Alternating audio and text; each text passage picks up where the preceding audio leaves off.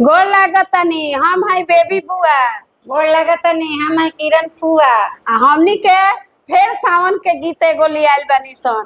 हमनी के जब बहुरा करत रहनी सन किरण बुआ तो हमनी के जात रहनी सन दतुअन तुरे आ ओ में बताओ दतुअन कातयाम के। अब तो लोग के जमाना भइल बा ब्रश आ पेस्ट से धोता लोग, लेकिन ओ बेरा तो ब्रश पेस्ट ना रहे आ ओ बेरा दतुअन आ वो दतुअन कौन चीज के तायाम के। वो हमने के अपना भाई के परेशान को के रख हाँ कि जाओ हाँ आ जब दतुअन तुरे जाई सन तो कौन गीतवा गावत जाई सन। हाँ तो आओ ना अपने दर्शक लोग के तनी सुनावल जाओ कि हमनी के कौन गीतवा गावत रहनी सन दतुअन तुरे के बेरा। दर्शक लोग बेसब्री से हमने के इंतजार हाँ करत तो चलो छोड़ा सुनाओ एगो गाना दर्शक लोग के। चला हो जा।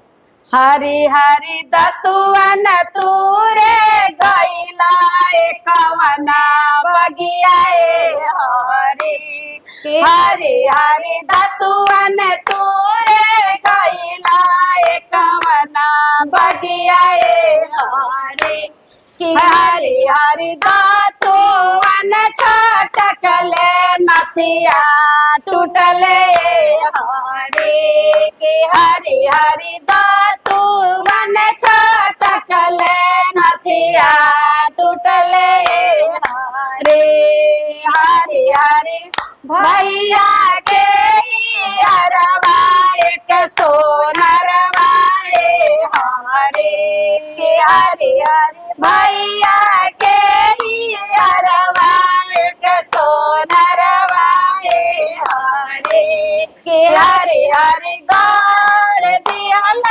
हमारो नाथियावा हरी हरी हरी गौर दियल हमारो नाथियावा हरी हरी हरी दतुअन तुरे गईला कवन बगिया हरी हरी हरी दतुअन छटकले हरवा टूटले हरी हरी हरी दतुअन छटकले हरवा टूटले हरी हरी हरी सैया के हरवा एक सोनरवा हरी हरी हरी सैया के हरवा एक सोनरवा हरी राहे बाटे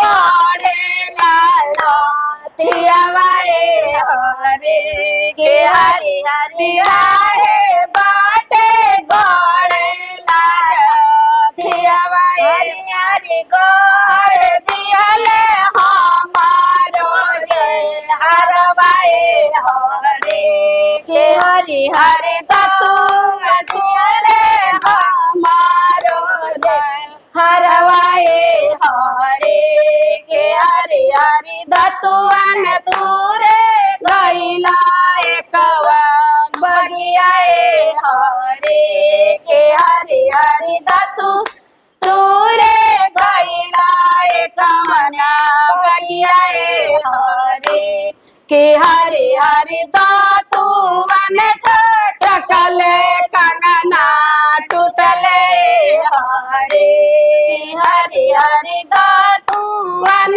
छटकले कंगना टूटले हरी हरी हरी भैया के अरवा एक सोनरवा हरी हरी हरी भैया के अरवा एक सोनरवा हरी हरी हरी गौर दियले हमारो कांगनवा हरी हरी हरी गौर दियले हमारो कांगनवा हरी।